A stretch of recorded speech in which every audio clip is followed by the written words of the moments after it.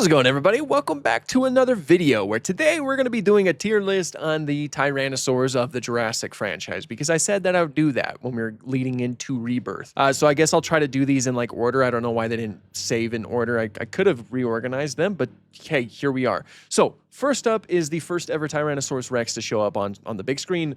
That, of course, being the nowadays Rexy. Her animatronic was named Roberta. You all know the story. I really do like this Tyrannosaurus, especially in the first Jurassic Park and in Dominion, because she has like a lot of bulk. And just, you know, it's a classic Tyrannosaurus design. It kind of set the standard. I think she's really cool. She goes to A tier for me. I think that it's really cool, you know, and a lot of the patterns, especially the patterns you can see in this image right here, they're very cool. I quite like it. Next up, we'll look at the doe. Really, a lot of the same things apply to her. There's really not much difference between that, like the doe and Rexy, because of course they were kind of like making it established that there was like sexual dimorphism present in Tyrannosaurus, at least during this point in the franchise they were. And it's like the females had more so a brown coloration, and the males, as you can see down here, has more so of a green coloration. The buck, because of that green coloration, I put him in S tier because that green just looks so cool. You know, it's like classic dinosaur green with some really cool striping and some patterns. It's very awesome. I really do quite like it. Easily one of my favorite designs in the whole franchise, so I have them up there. These two are down here. They both look fantastic as well. Again, all of these, like these three basically kind of set the standard in terms of what we should expect. Of course, this is pretty much what T.rex looked like at the time. It looks very different nowadays. You know, not quite as boxy in the skull. And of course, you know, things like oral tissue were probably present as well. And maybe even cheeks, you know, which is a semi-new thing. There's, of course, Junior. He's a good, like, juvenile T.rex. Of course, it's pretty different from what we would expect T.rex to look like now as a juvenile. Like, his head is also boxy like the parents, where nowadays with Tyrannosaurids, their heads would have been a lot more slim compared to the parents. But he does look like he would be a baby Tyrannosaurus. I think they did a good job in designing that. I think I'll put him in A tier as well, just like I think like a low A tier. I like his colors as well. He obviously would have grown up to be like a green Tyrannosaurus, and very cool. The bull, he doesn't like look as good as Buck to me, because Buck does seem like he has a few more colors, at least compared like the CGI models when we're comparing those two. The CGI model of the bull has more so like a solid green coloration without many patterns to kind of break it up. At least that's the way that my eyes see it. Actually, I think I'll put him right there, right after Junior. So he still looks great. You know, it looks really great. The animatronic is fantastic, which, if I'm not mistaken, it might be the same animatronic that they used for the buck. I think. I could be wrong about that, but I think. That's another thing that I forgot to mention. The male Tyrannosaurs actually have like pronounced eyebrow ridges. That's something that these two have, and it just looks really cool, you know. Moving on from that, we'll go into Camp Cretaceous. We'll start off with Little Edie. Little Edie's fine. The scars are really cool. I'll put Lily right here. The scars are really cool, but I don't think the colors are that great. It's kind of like difficult to get a pinpoint on her colors. I'll put her right there, but the scars are really cool. Like, Tyrannosaurs likely had a lot of scarring anyway in life. The same can definitely be said for Big Edie. She has a lot of scarring going on, and the blue coloration is really cool. This is obviously where they kind of dropped that whole idea that there's this sort of sexual dimorphism going on, because Big Edie, she's a female, and if we were operating under that same logic, then she should have like some like a brown coloration rather than the blue coloration that you see her with. Little Edie seems to have that. I don't know if I like. Yeah, we'll just leave her there.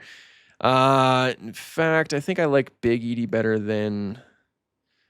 Nah, we'll keep it like that. We'll keep it like that. I think that's pretty good.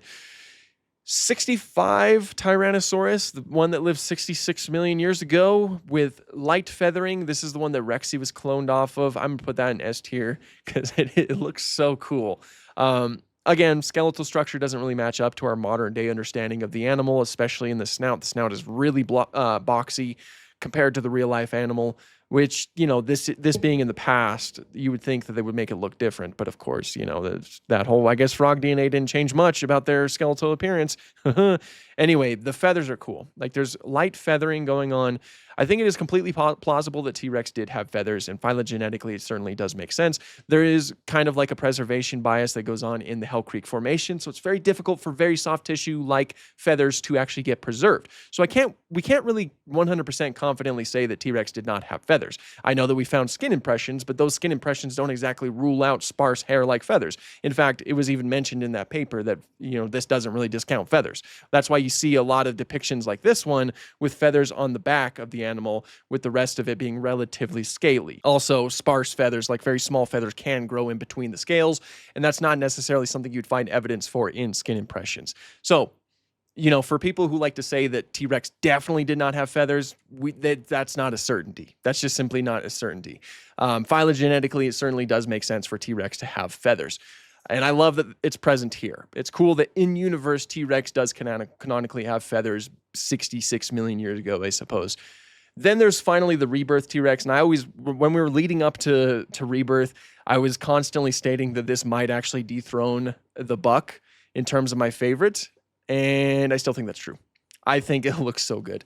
It has so much bulk. The colors are sick. It's got like some yellow coloration with some sort of tiger stripes. I heard that its name might be Ember, and it's probably a male. It does have like the pronounced eyebrow ridges that the males typically do have. But it just looks so cool. There's so many shots that just look amazing with this new model. This for me is kind of like the new standard for Tyrannosaurus portrayals in this franchise. Like I want most of them to look like this with that's pretty much it. It looks so good. As you can see, I don't dislike any of the T-Rex designs. They're all either A or S tier.